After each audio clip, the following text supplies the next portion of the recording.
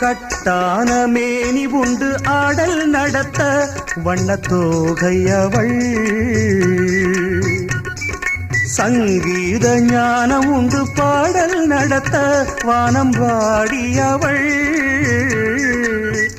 அவள் பூவிழி சிரிப்பினில் பூலோகம் மயங்கும். பொல்லாத புன்னகை கலங்க வைக்கும்.